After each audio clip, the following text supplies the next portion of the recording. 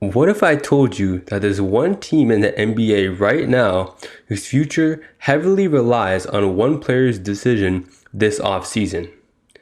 And what if I told you that this player wasn't even an all-star last year? And what if I told you that this team has 6 out of 7 of its best players potentially not even being there within the next year? This I present to you is the Toronto Raptors free agency puzzle. Now, let's see how this is the case. To see this, we gotta go back to last year to when Kawhi left the Toronto Raptors after their crazy championship run. The Toronto Raptors didn't really make any big moves that season apart from giving Lowry and Siakam extensions.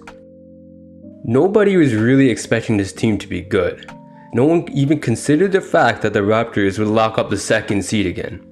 But they did. And you wanna know what else happened? This guy led his team to 7 games against the Celtics in the playoffs. This was supposed to be one of the worst matchups in the East for the Raptors, but Lowry gave his team an actual fighting chance. In fact, when Lowry had less than 20 points, the Raptors would always lose to the Celtics. This is how important this guy is in clutch games and series for the Raptors. And given his age, the Raptors have to find a new point guard and playmaker for the team, and finding a future replacement for this guy is one of the hardest things that this franchise will ever have to do. Let me put this into perspective. Prior to the amazing playoff performance that Lowry had against the Celtics, Bleacher Report did a ranking in June of the top 15 point guards in the league. You see names like Trae Young, Kemba Walker, D'Angelo Russell, and Russell Westbrook. But you want to know what the surprising thing is? Kyle Lowry placed higher than all these players on that list. And you could argue that he should be even higher after his playoff performance. The only players that placed higher are Kyrie Irving, Ben Simmons, Chris Paul, Damian Lillard, and Luka Doncic. And none of these players are going to be available anytime soon, except Chris Paul, but the age thing doesn't really make sense. But if you scroll down that list, you'll see one player at that 13th spot, and that's Fred VanVleet. Now you may think that this is going to be an easy video since all you have to do is sign him back, right? Not really. To see why this signing will be a difficult one, we gotta take a look at the free agency class this year. On the NBA website, you can find an article ranking the free agents of this year. Of course, you can really ignore the first two, being Anthony Davis and Brandon Ingram, seeing as how they are most likely to sign back with their original team, being the Lakers and the Pelicans. Everyone knows that AD loves LA, and Brandon Ingram is a restricted free agent who just won Most Improved Player. And yeah, Fred VanVleet is the 3rd best player to become a free agent this year.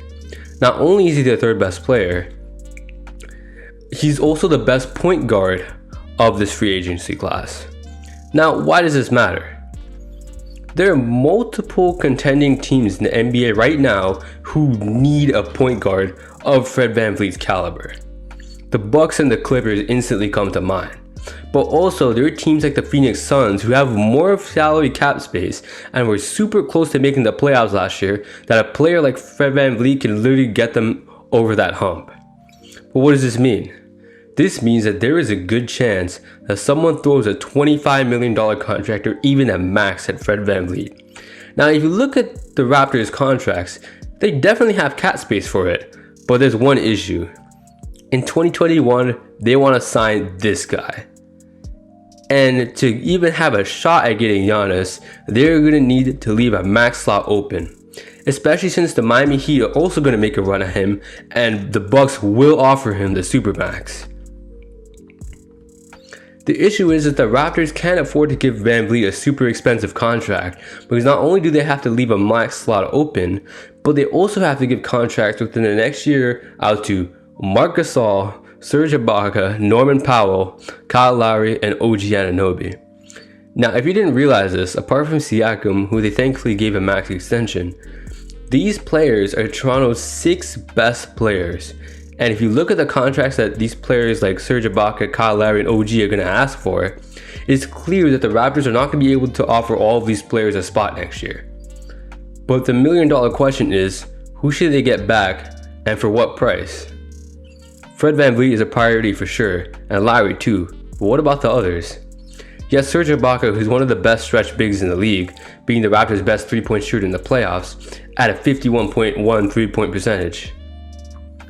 At the same time, you have Marc Gasol, but given his age, we can kind of prioritize Serge. But what about these two? Let's take a look at OG Anunoby first. At first, you kind of just take a glance and see him as a solid, consistent 3-and-D player who could hit clutch shots. But if you look at his stats, he averaged a career-high stat for every single statistic except for a 2-point percentage. And even if you account for his extra minutes played, his field goal percentage, his 3-point percentage, and free throw percentage are all at career highs as well. This player was drafted 3 years ago and has been making strides ever since. With the trajectory he's on, this player can be scary for other teams to go up against. So, what about Norman Powell?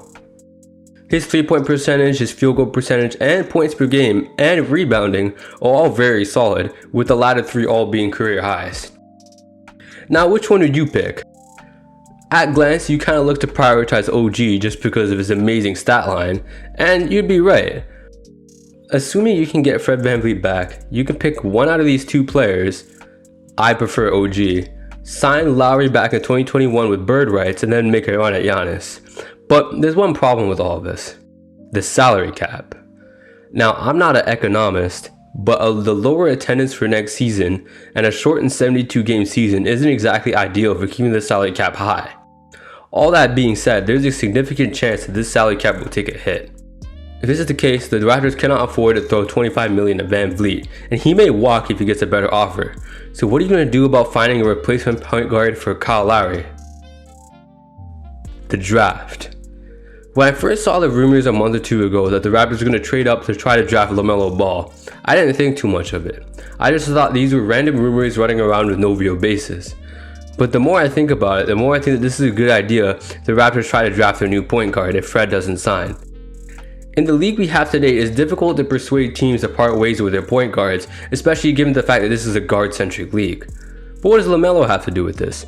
It makes sense to be a little bit hesitant after Alonso, but the Raptors have one of the best developmental teams in the NBA, and LaMelo can develop very differently from his older brother, if the Raptors are somehow able to get him, of course. He has the height, great passing, and great court vision, which are all extremely difficult to teach.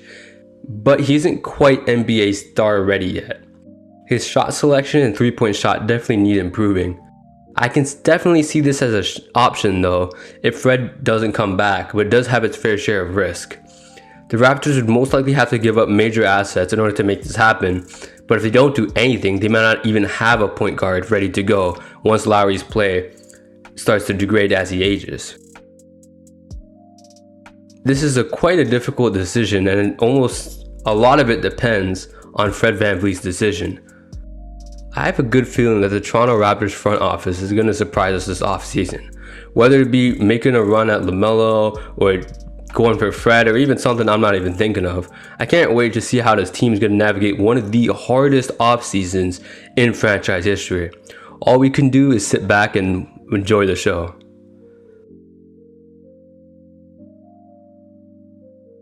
Let me know what you think the Raptors should do in the comments, and be sure to like and subscribe if you enjoyed the video. That's it for me, guys. Thanks.